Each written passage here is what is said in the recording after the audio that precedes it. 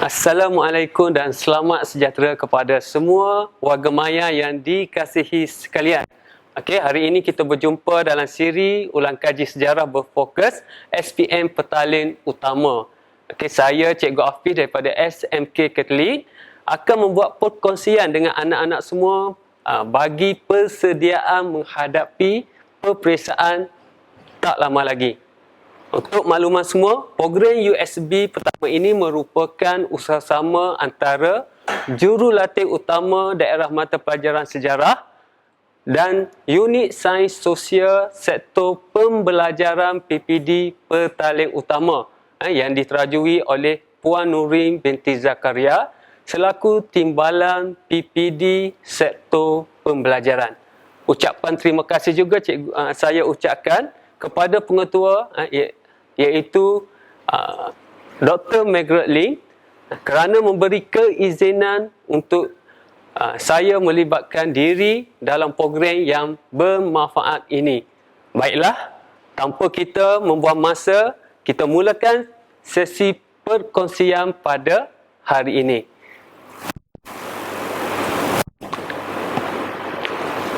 Okey, seperti yang pelajar lihat di skrin di sebelah cikgu ini, tajuk kita pada hari ini ialah berkenaan dengan konflik dunia dan pendudukan Jepun di negara kita. Jadi kalau pelajar lihat, tajuk ini berkenaan dengan peran ya. Kalau pelajar lihat dalam bab 3 ini dia ada menyentuh dua peran iaitu peran dunia pertama dan juga peran dunia kedua. Jadi fokus untuk hari ini kita lebih memberi tumpuan kepada peran di Asia Pasifik yang mana secara tidak langsung dia melibatkan negara kita iaitu Tanah Melayu. Okey.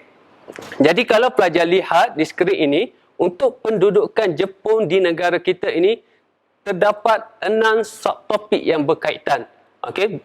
Jadi kalau pelajar lihat, untuk hari ini kita lebih memberi penekanan kepada subtopik yang kelima dalam bab 3.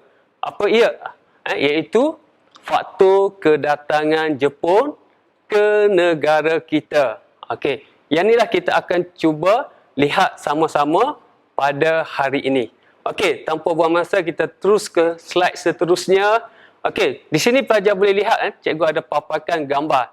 Okey, kalau pelajar lihat di gambar yang cikgu paparkan ini, okey, pelajar dah dapat gambaran awal apa yang bakal kita bincangkan. Di sini ada 3 gambar. Yang pertamanya berkaitan dengan propaganda. Okey, yang kedua berkaitan dengan perjuangan tanah air kita, Lieutenant Adenan.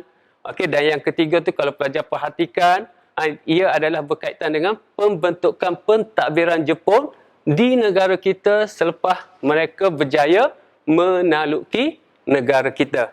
Jadi untuk menguasai tajuk ini, cikgu menggunakan pendekatan 1H5W. Apa dia? How, why, when, where, who. Okey. Jadi dengan pendekatan ini, cikgu harap pelajar lebih faham tentang subtopik 3.5 iaitu faktor kedatangan Jepun ke negara kita. Okey.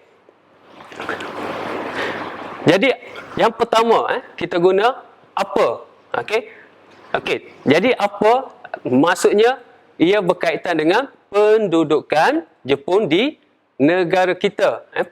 Pendudukan ini berlaku apabila kita lihat Jepun dia telah muncul sebagai satu kuasa imperialis di rantau Asia Tenggara. Jadi di sini dia telah melakukan perluasan kuasa. Okey, dan siapa yang memimpin serangan ke atas negara kita? Jadi pelajar boleh tengok ianya digerakkan oleh General Tomoyuki Yamashita iaitu kepimpinan Tentera Darat ke-25 Jepun. Okey. Okey, seterusnya kelas. Okey, kita boleh lihat di mana maknanya kat mana berlaku ni pendudukan Jepun. Okey, kita dah jelas di mana, maknanya di Tanah Melayu, Sarawak dan Sabah. Simple kan? Macam tu. Okey, seterusnya, okey, kita tengok pula bila peristiwa ini berlaku. Okey, peristiwa ini kalau kamu lihat di tanah Melayu, okey, pendudukan Jepun ini bermula pada 8 Disember 1941. Manakala untuk Sarawak dan Sabah bermula pula pada 16 Disember 1941. Okey, seterusnya. Okey, kenapa? Kenapa Jepun nak menduduki negara kita? Jadi di sini kita boleh lihat ada dua faktor. Kenapa? Kenapa? Yang pertamanya adalah untuk memenuhi keperluan ekonomi. Okey, yang mana kita tahu disebabkan oleh pembaharuan Meiji dan juga dasar perluasan kuasa operasi ketenteraan. Okey, Jepun dia nak cuba untuk mengeksploitasi kekayaan sumber bahan mentah. Tujuannya apa? Tujuannya adalah untuk memenuhi keperluan industri. Okey, itu yang dan di situ kita lihat sasaran utamanya untuk memenuhi keperluan ekonomi ni adalah Sarawak. Kalau kamu tengok di kawasan Miri dan juga Lutong, dia kaya dengan sumber minyak. Okey? Dan yang seterusnya kita lihat kenapa dia buat juga, sebabnya dia nak memenuhi perancangan pembentukan lingkungan kesemakmuran Asia Timur Raya untuk kukuhkan ekonomi. Okey, seterusnya kita lihat kenapa, sebabnya adalah untuk kepentingan ketenteraan. Okey, yang mana kita lihat negara kita ini berada di kedudukan yang strategik, yang sesuai untuk memenuhi keperluan Jepun. Yang mana dengan penguasaan negara kita ini, dia boleh membuka laluan penguasaan telaga minyak di Sumatera. Okey, dan seterusnya boleh juga membantu Jepun untuk melakukan penguasaan Pulau Borneo. Tujuannya apa? Tujuannya untuk menjayakan operasi menakluki Pulau Jawa. Okey. Baik kelas, seterusnya kita sambung. Okey, bagaimana? Maksudnya apa cara yang digunakan oleh Jepun? Okey, kalau kamu lihat di sini, di slide yang cikgu paparkan, okey, cara yang pertama adalah dengan menggunakan propaganda. Okey, contoh apa dia? Contohnya semangat Asia. Okey, Asia untuk orang Asia. Okey, propaganda ni sangat pentinglah bagi Jepun untuk mempengaruhi penduduk di tanah Melayu. Dengan adanya propaganda ini, okey, secara tidak langsung kita tengok penduduk di tanah Melayu ni memberi sokongan kepada Jepun dalam usaha untuk membebaskan diri daripada penjajahan British. Okey, yang kedua, kita tengok bagaimana. Okey, yang kedua adalah melalui serangan kilat. Okey, apa itu serangan kilat?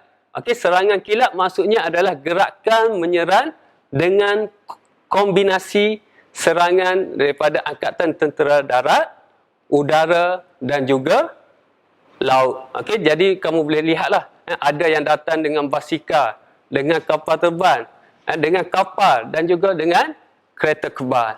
Okey, seterusnya, okey, kita tengok bagaimana Jepun boleh menduduki negara kita dengan dalam tempoh masa yang singkat. Okey, yang pertamanya dia membuat serangan ke atas tanah Melayu. Okey, jadi bila kamu lihat di slide yang cikgu paparkan ni ada peta kan? Boleh lihat macam mana serangan dilakukan oleh Jepun. Okey, yang mana kita lihat permulaannya Jepun melakukan pendaratan serentak. Di mana? Okey, di pantai Kuala Pak Amak, pantai Sabak, Kota Baru dan juga di Singgora dan Patani, Thailand. Okey, dan daripada sinilah kita tengok Jepun merancang strategi yang sangat baik. Okey, yang mana daripada sini mereka telah berpecah. Okey, yang mana yang mendarat di Kuartal Baru, okey, mereka ni telah mara ke selatan melalui jalan darat untuk menguasai negeri-negeri pantai timur. Okey, yang mendarat di Thailand pula kita lihat mereka telah masuk ke Kedah dan pecah kepada dua kumpulan seperti mana yang pelajar lihat di peta yang cikgu paparkan ini. Okey, yang mana kumpulan yang pertama mereka telah bergerak ke Pulau Pinang dan seterusnya meneruskan kemaraan melalui pesisir pantai barat.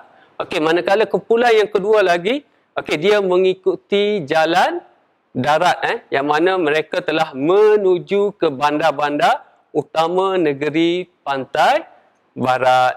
Okey, dan dalam usaha kemaraan tentera Jepun ini, pihak British cuba menyekap kemaraan Jepun yang mana British telah menghantar kapal perang British iaitu Raffles dan juga Prince of Wales.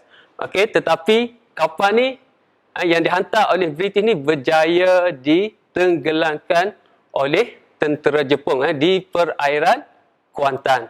Okey, boleh kelas? Okey, seterusnya kita terus kepada Sabah dan Sarawak. Bagaimana pula dia menguasai Sabah dan Sarawak?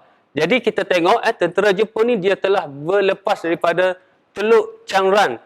Teluk Changran ni dia berada di mana? Dia berada di Vietnam, kan? Dan seterusnya dia mendarat di Miri, membuat pendaratan di Miri. Okey, daripada Miri ini kamu boleh lihat, okey, sepasukan tentera telah mara menduduki kawasan Kuching dan Sibu. Okey, dan satu lagi pasukan dia telah mara ke Sabah melalui Labuan. Okey, dan seterusnya mereka ni menduduki bandar-bandar utama. Dan dengan pendudukan di Sendakan ini, pelajar boleh lihat ianya telah melengkapkan kempen serangan Jepun ke atas Sabah. Okey, jadi cikgu harap pelajar boleh fahamlah bagaimana Jepun melakukan peluasan kuasa ke negara kita. Okey, seterusnya, okey, kita nak lihat pula, kita dah belajar tadi dengan teknik 1H5W berkenaan dengan bagaimana, bila, siapa. Okey, jadi kita cuba lihat pula soalan yang berkaitan. Jadi untuk soalan ni cikgu lebih fokus kepada soalan esei yang mana selaraslah dengan format SPM terkini, KSSM. Okey. Jadi pelajar boleh tengok soalan yang pertama, mengapakah tentera Jepun menyerang negara kita? Okey, 6 markah. Jadi penting bila kamu nak menjawab sesuatu soalan, pastikan kamu baca dengan teliti terlebih dahulu.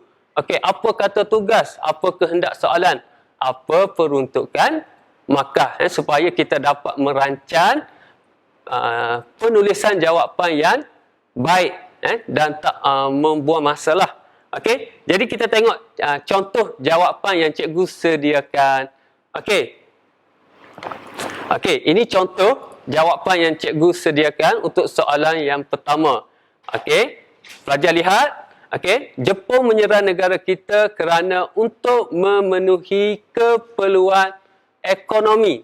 Okey, jadi kamu lihat di sini cikgu highlight keperluan ekonomi. Jadi di situ dah dapat 1 markah.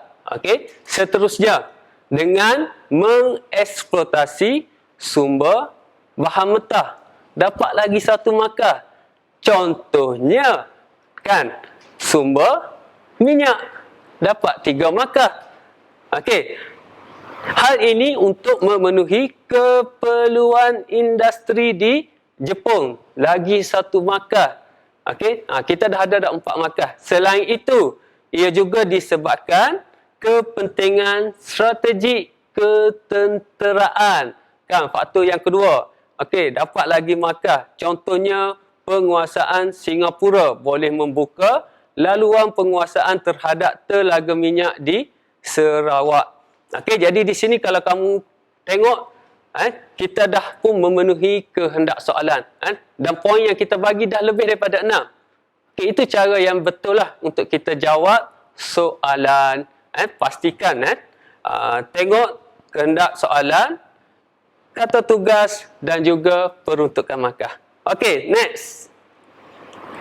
Okey, kita tengok soalan yang kedua. Okey, soalan yang kedua ni dia aras yang sederhana lah. Maknanya kamu perlu membuat analisis sebagai contoh. Okey, jadi kita tengok contoh soalan yang kedua. Okey, bagaimanakah cara tentera Jepun menguasai negara kita? Tadi kita dah belajar kan? Okey, jadi tengok peruntukan markah adalah 6. Okey, maknanya sekurang-kurangnya kamu kena ada 3 poin, okey, berserta dengan huraian lah untuk dapat markah maksimum. Okey, kita tengok contoh jawapan yang cikgu sediakan. Okey, pelajar boleh lihat Jepun menguasai negara kita dengan cara menyebarkan propaganda. 1 markah. Contohnya slogan semangat Asia, 1 markah. Okey, untuk contoh kalau kamu tengok propaganda ni dia ada banyak kan. Tapi dalam peperiksaan contoh kalau kamu dapat bagi 1 sudah memadai. Sebabnya contoh dia hanya ambil kira 1 saja untuk sesuatu fakta yang kita kemukakan. Okey, contoh slogan Asia cukup. Okey, hal ini bertujuan untuk menunjukkan imej Jepun sebagai pembela negara Asia. Okey, imej Jepun lagi 1 markah dan juga menanamkan semangat anti penjajah. Okey, dapat lagi markah di situ kelas. Okey, seterusnya kita masuk fakta yang kedua. Okey, pelajar boleh gunakan perenggan buat perenggan yang kedua. Yang ni sangat penting ya kelas supaya dia dapat membantu ataupun menarik perhatian pemeriksa kita. Perlu buat secara tersusun, sistematik. Okey, selain itu, Jepun juga menggunakan strategi serangan kilat, iaitu serangan kilat dapat 1 markah. Okey, ia merupakan gerakan menyerang dengan kombinasi angkatan tentera darat, udara dan laut. Di sini cikgu coding dekat kombinasi. Okey, maksudnya gabungan. Okey, dapat lagi 1 markah. Okey, dan jika kita kira di sini, kita dah dapat memenuhi peruntukan markah yang diperlukan. Okey, dan kalau pelajar ada lagi maklumat, okey, boleh juga terangkan ataupun masukkan bagaimana Jepun menduduki tanah Melayu. Seperti yang cikgu cakap tadi kan, mendarat serentak. Okey, yang tu pun kita boleh jadikan jawapan untuk soalan yang kedua ini. Okey, next yang terakhir. Okey, yang terakhir ni adalah aras yang tinggilah untuk peperiksaan SPN iaitu soalan kebat, kemahiran berfikir aras tinggi. Okey, jadi seperti yang kamu lihat di skrin yang cikgu ini, okey, ada soalan yang berbunyi, jika anda seorang pemimpin, okey, jelaskan tindakan yang anda akan ambil untuk mengelakkan negara kita terlibat dengan peperangan. 8 markah. Okey, yang ni pun sama, perlu buat penelitian terlebih dahulu terhadap soalan supaya jelas apa kata tugas, apa kehendak soalan, apa subjek, maksudnya subjek ni pemimpin ke, rakyat ke, okey, dan berapa peruntukan markah. Okey, supaya jawapan kita nanti tidak terpesong. Okey, kita lihat contoh jawapan yang cikgu sediakan kepada pelajar semua. Okey, ini contoh yang cikgu sediakan. Okey, tindakan yang akan saya ambil sebagai pemimpin ialah meningkatkan hubungan diplomatik dengan semua negara. Okey, hubungan diplomatik. Okey, pelajar akan dapat 1 markah.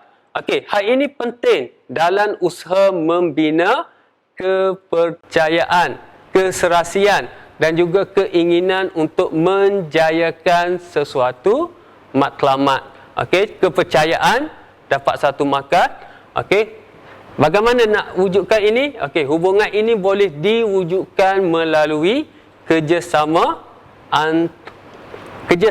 antarabangsa. Okey, dalam aspek politik, ekonomi maupun sosial. Tamsilnya, okey, di sini cikgu buat kesimpulan kecil ataupun inference.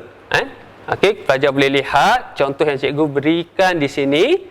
Okey, keberkesanan hubungan diplomatik ini mampu memberikan kebaikan satu sama lain dan mengekalkan kestabilan sesebuah negara. Okey, itu contoh jawapan. Okey, kalau pelajar lihat kesemua kriteria yang perlu ada dalam penandaan holistik semuanya dah ada di situ. Fakta, huraian, contoh dan inference. Okey, jadi untuk soalan esei 8 markah, apa yang dicadangkan, pelajar perlu buat 2 set lah. Maknanya 2 perenggan. Yang ni untuk orang kata sebagai backup. Sekiranya jawapan kita ni, fakta kita ni kurang relevan, jadi kita buat lagi 1 perenggan. Okey, yang ni sangat penting. Okey, yang ni pun selalu menjadi persoalan pelajar-pelajar di sekolah. Perlu 2 perenggan ke 3 perenggan ke, tapi yang kita cadangkan hanya 2 perenggan lah. Okey, fakta 1, fakta 2. Okey, kita tengok fakta yang kedua di sini. Okey, tindakan seterusnya ialah mengutamakan musyawarah dalam menyelesaikan masalah. Okey, dapat 1 markah. Okey, hal ini sangat penting untuk memastikan kesepakatan dicapai bersama sehingga keputusan yang diambil dapat dilaksanakan dengan penuh rasa tanggungjawab. Okey, di situ dapat lagi kesepakatan 1 markah, rasa tanggungjawab 1 markah. Okey, cikgu bagi contoh. Sebagai contoh, pelibatan Malaysia dalam konflik politik di Indochina melalui Persatuan Negara-Negara Asia Tenggara. Okey, ataupun ASEAN. Okey, yang ni 1 lagi markah kamu dapat untuk contoh. Okey, dan yang terakhir adalah kesannya, iaitu inference, kesimpulan kecil. Okey, hasil keputusan yang diambil ini menguntungkan semua pihak dan mampu menjaga keamanan dunia. Jadi bila kita total semua fakta-fakta yang kita kemukakan ni dah lebih daripada 8, kan? Ini adalah cara yang paling baik untuk pelajar jawab soalan kebat bahagian esei. Okey, jadi cikgu rasa cukup dulu setakat ini. Sebagai kesimpulannya, apa yang cikgu harapkan dengan perkongsian yang cikgu bagi hari ini dengan konsep 1-5W. Okey, pelajar dapat menguasai dengan baiklah subtopik 3.5, faktor kedatangan Jepun, yang umumnya kita tengok faktor dia ada 2 sahaja. Tak perlu pening kepala, 2 sahaja, iaitu memenuhi keperluan ekonomi dan juga kepentingan strategik ketenteraan.